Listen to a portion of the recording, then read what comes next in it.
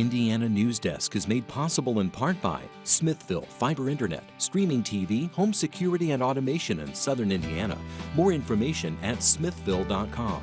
Maller Grodner Attorneys, providing legal services to clients and the community. Understanding, expertise, results. Bloomington and Indianapolis. LawMG.com.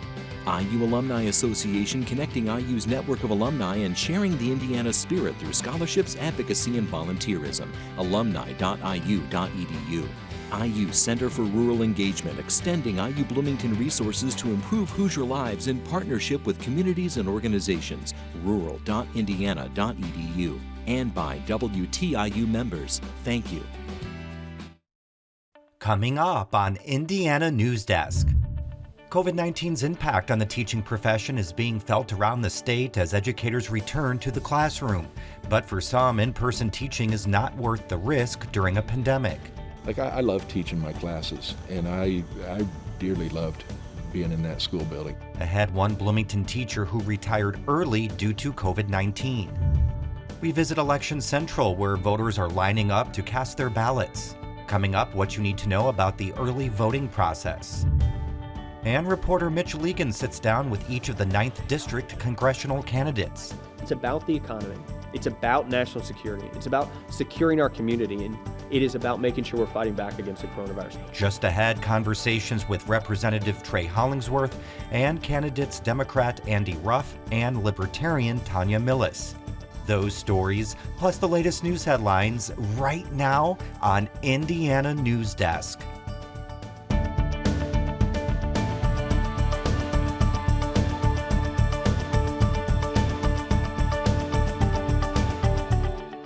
Welcome to Indiana Newsdesk. I'm Joe Wren.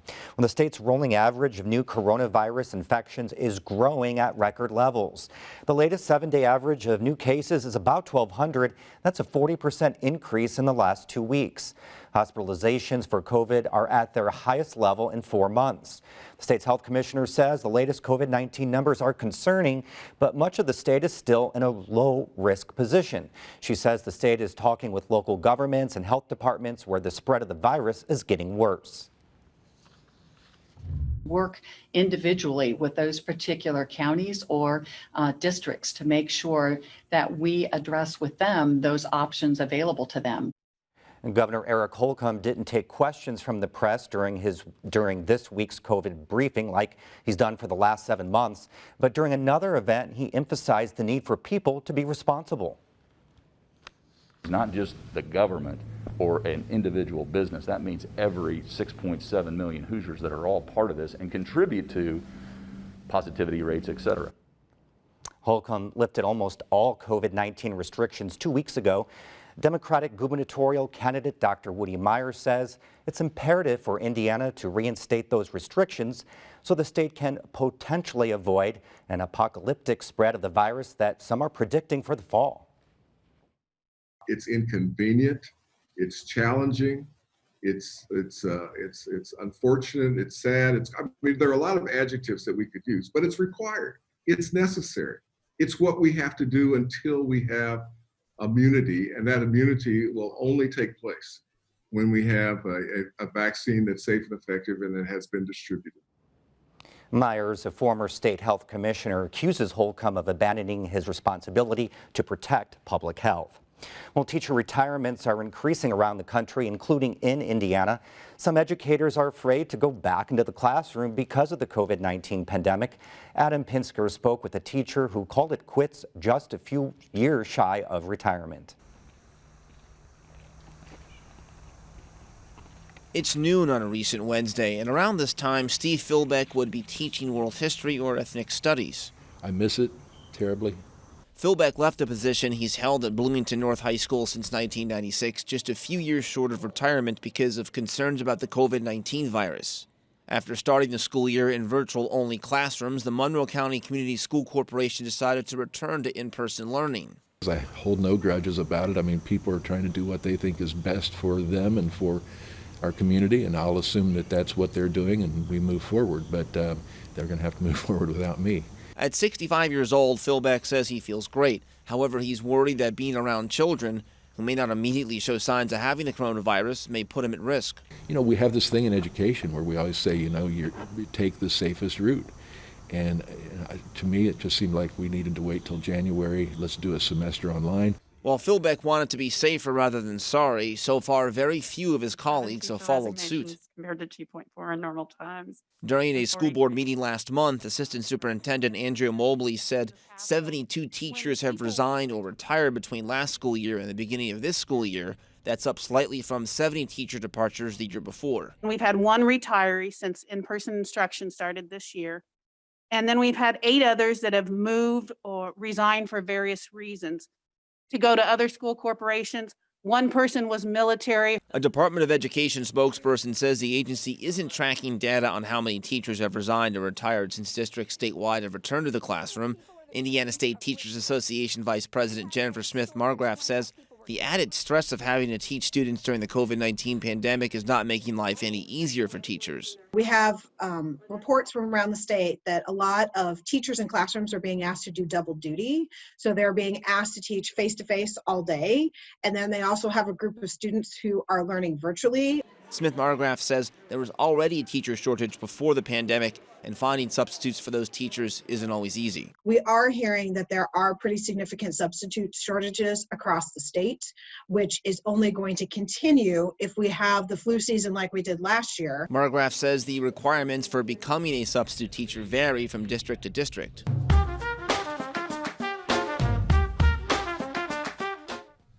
Hello, welcome to 84 Feet with Philbeck. This is Gabriel. Philbeck says outside the classroom, he enjoyed getting to know students through a YouTube feature he did called 84 Feet with Philbeck. He'll miss the relationships he formed with those students. I love teaching my classes, and I dearly loved being in that school building, and I love Bloomington North High School. The day he announced his retirement, Philbeck says he was almost brought to tears by the hundreds of people who wished him well on his Facebook page. Things don't always go the way you planned.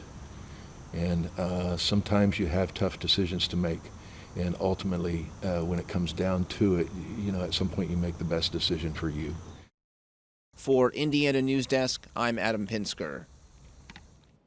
Monroe County Community Schools will transition to 5-day in-person learning Monday. Coming up next on Indiana Newsdesk. The election is about 3 weeks away, but Hoosiers are lining up now to cast their votes early. And 9th District Congressman Trey Hollingsworth is fighting to keep his seat in the election. Ahead, we sit down with Hollingsworth and his 2 challengers to talk about the race and their platforms. These stories and more right here on Indiana Newsdesk. The WTIU WFIU news team connects Indiana to the world. We bring you the top news of the day on radio, TV, and online. We round up the stories that have people talking each week and dig deep into the issues that affect your community the most. The WTIU WFIU news team is where you are and telling your story.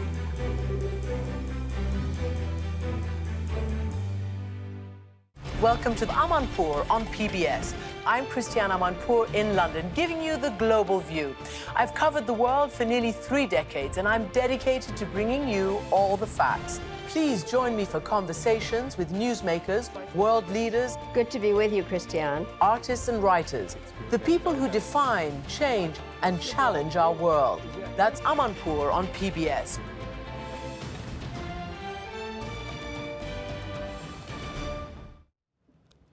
Welcome back to Indiana Newsdesk. Well, early voting started this week in Indiana amid concerns about how the coronavirus might affect the election. George Hale reports. Lines of voters stretched for blocks Tuesday outside the Monroe County Election Central headquarters. Some voters waited more than an hour to get inside and cast their ballots. Outside, a representative of Indiana University's student government was calling on young people to make their voices heard, in spite of the challenges amid the pandemic. It is easy to feel distressed and saddened by the news and to want to just turn it off and turn away from these problems. But the IU student government urges you to face these problems head on and confront these pressing and unprecedented issues of our time. The students are part of the Political and Civil Engagement Program, or PACE, that focuses on moving students from theory to practice. Voting is important, and that it's important to be able to get out on the first day to vote early and vote safely to make sure that your vote is counted.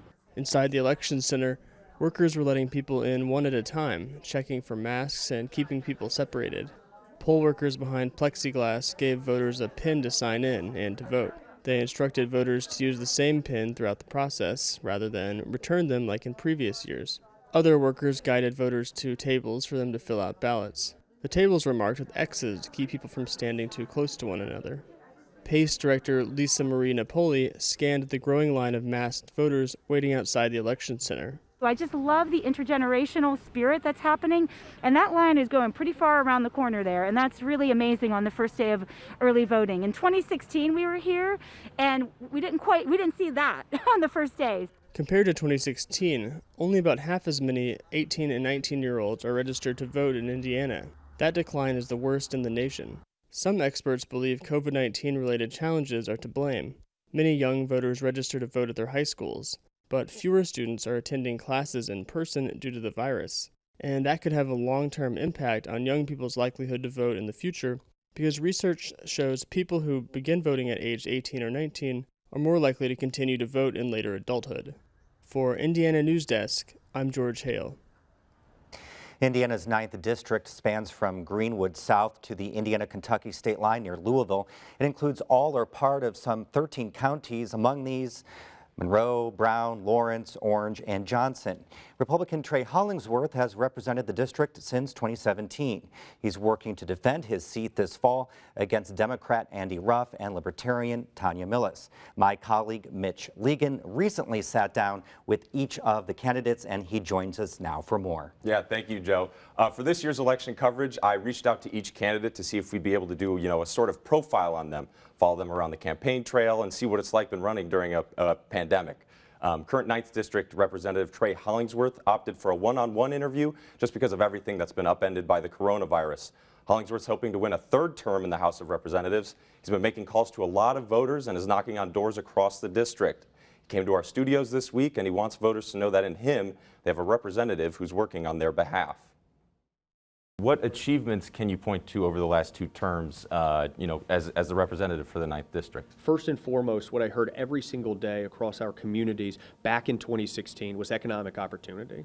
And we were able, through February, to be able to get to the greatest economy in generations. Record low unemployment, higher wage growth than we'd seen before, businesses opening, hiring, expanding right here in the Hoosier State at record rates. These were things that I could hear every single day across the district that were making a difference in their lives. The question is, how fast can we get back to that? And that's exactly why I'm running again, to make sure that the economic opportunity that we were able to achieve, that will be something that we preserve going forward by getting back to that economy as quickly as possible.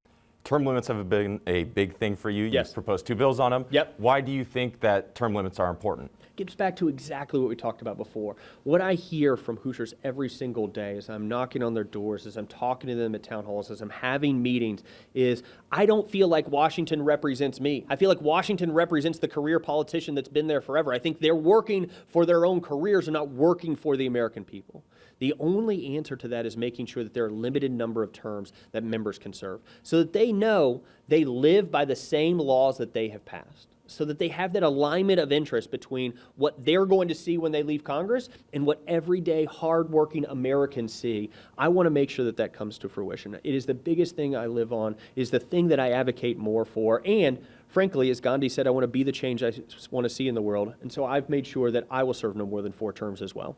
A question that we've gotten from quite a few of our viewers and listeners would be, do you want the Affordable Care Act overturned? The last thing I want to see is a Medicare for all, a socialization of the entire medical systems. Ultimately, we don't want a system that rations care based on what the government thinks is best, but instead enables patients to be able to choose their own care, their own places for care, their own providers, and their own treatments. America has more cures than any other country around the world for various diseases. This is because of our system. When you go to France and enter that socialized medicine system, they have fewer cures than we do in America, fewer options for treating chronic diseases than we do right here. What I hear from Hoosiers every single day is they truly respect the great work that our biotech researchers right here at IU at pharma also do, but also making sure that they can go and see a wide variety of providers to get the care that they need, not be forced into a system that's one size fits all, that doesn't put their needs first,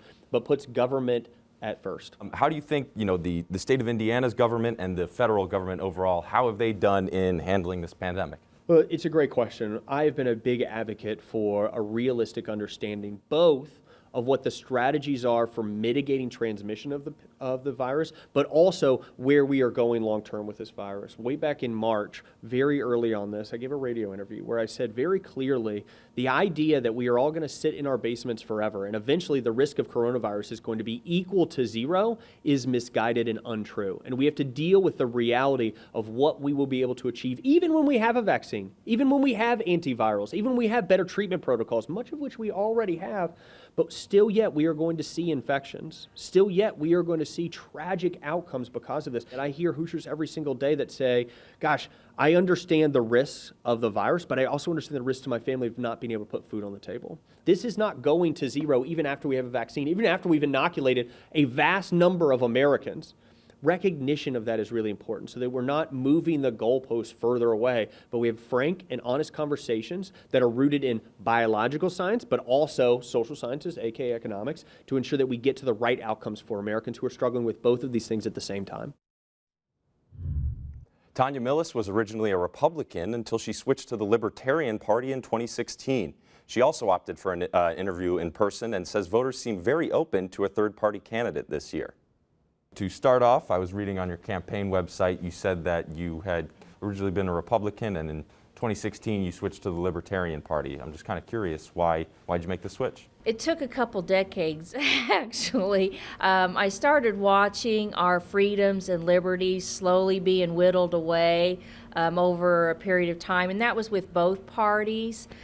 The Democrats and the Republicans just took turns in Congress and the House of Representatives, and our debt kept going up and up and up and up. It's now $26 trillion and climbing. Do you have any prior political experience? No, this is the first time I've run for office. I'm 59 years old, pushing 60, so this is not a career move. I'm a real estate broker. I like what I do. I just felt the need, compelling is the word. I felt compelled to stand up and serve my community, help my constituents out, give the people a voice. It seems like right now we don't have a voice. District 9 does not have a real voice. To dive into policy a little bit, I was again looking at your website and you talk about the 3 R's that you're kind of fired up about. I believe it was rules, regulations, and runaway debt. I'm going to let you take it away. You can chime in with me. Yes, you go ahead. Yes. Tell me a little bit more about that. Yes. Tell me about your policy platform. Yes, I'm running against the 3 R's. Too many rules, regulations, and runaway debt. Some of the rules and regulations really stymie small businesses. It's really hard for someone who has a really good idea. They have the know-how in their expertise and wanting to start a business, but they have to jump through so many hoops and do so much paperwork and all these permits to get started. And it costs a lot of money just to do some of the paperwork needed to get done and getting the licensing and that sort of thing. So that needs to be tampered down. I could go on and down the list, but the main thing that I think is hurting our country is the debt, like I spoke about before. We need to roll it back. The amount of income revenue is like this that's coming into our government, and our spending is like this. And it's been like that for decades under both parties. And I think that's another reason why people are like, we have had enough. How are you different than the other two who are running, the Democrat Andy Ruff and maybe especially the Republican Trey Hollingsworth? How does, libertarianism differentiate from those two? Okay. Well, to start, I'm not running against them personally. I'm running against the broken two-party system that they both represent. So, and it goes back to freedom and liberties, people's personal responsibility, your personal space, and not getting in your business. So that's what the Libertarians are about. The big news yesterday was the state moving into stage 5 of reopening. Governor Holcomb moved to kind of reopen the state. Can I get your thoughts on that decision? I'm good with that. Would you expand? Well, actually, I think it should have been sooner. I think we all should be safe, And I think that our businesses, our patrons, are doing best practices as appropriate depending on where they're at in the venue. It's been a learning curve for all of us. Would it be safe for me to assume you will be voting for or backing, Donald Radewater this November? Oh, of course, and I know him. Yes, he will make a great governor. And down here in southern Indiana, he's getting a lot of good buzz. He really is. Why should the people of the 9th District vote for you, Tanya? When you go vote, and after you vote for president and you get to U.S. House of Representatives, take a stand. If you're tired of what's going on in Washington, stand with me. Vote Tanya Millis. It's as simple as that. The virus also upended Democrat Andy Ruff's campaign plans this year. The former Bloomington City Council member is really pitching himself as an ordinary guy who supports Hoosier values. Ruff actually took me along on a fishing trip and a campaign event over the weekend in Seymour. Among other things, we talked about his platform and his decades in politics.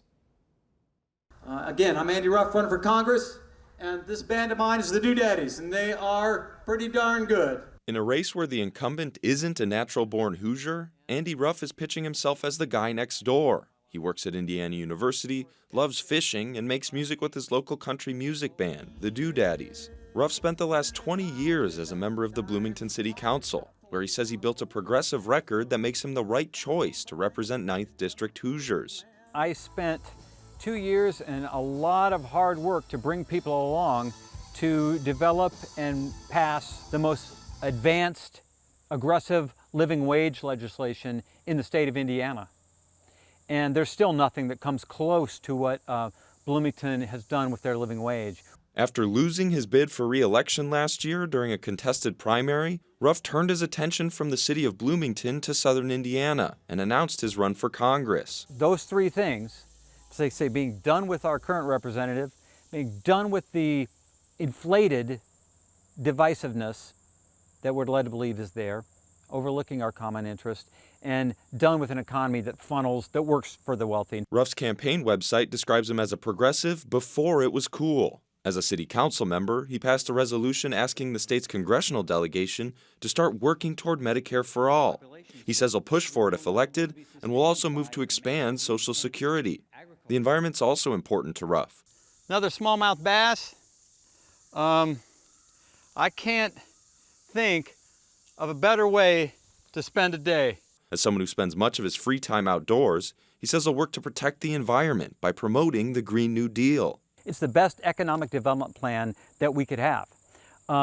Because to build the infrastructure and the equipment to create this alternative energy future will create literally millions of jobs. Literally millions and millions of jobs. He says he'll continue advocating for reevaluating the district's transportation infrastructure, how money's spent, and how we look at the way we use and consume fuel. And will also work to improve trade deals. We need to do much more to protect labor and labor rights so that it's not a race to the bottom in terms of job benefits, wages here, because we're competing with places that do not have the labor protections. Defunding the police is also on the table for Ruff. If we mean diverting certain resources for activities that police over recent years with good intentions, they've been well intended to put social service workers, etc., in police departments and police budgets. I think those things should be moved out. But arguably his biggest campaign issue is getting big money out of politics.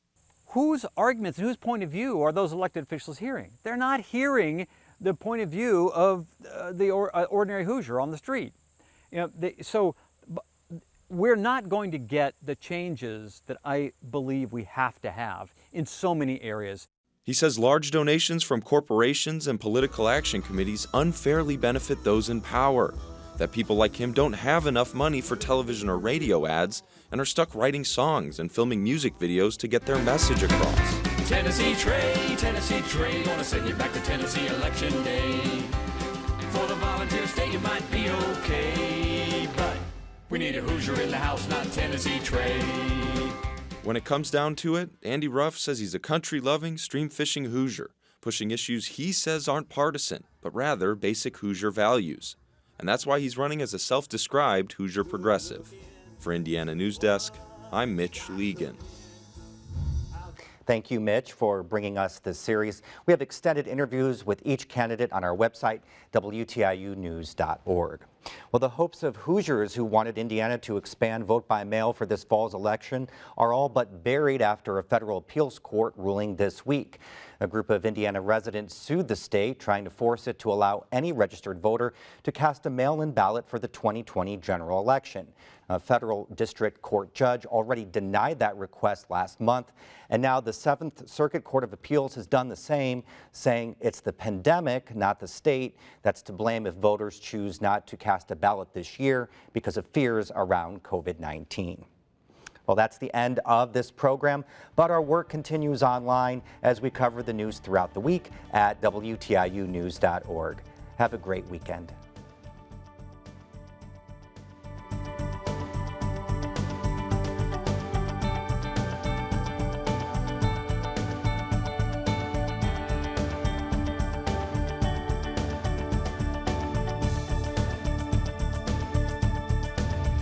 Indiana Newsdesk is made possible in part by Smithville Fiber Internet, streaming TV, home security and automation in Southern Indiana.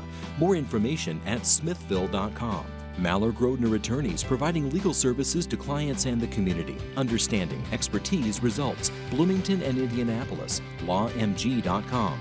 IU Alumni Association, connecting IU's network of alumni and sharing the Indiana spirit through scholarships, advocacy, and volunteerism. Alumni.iu.edu.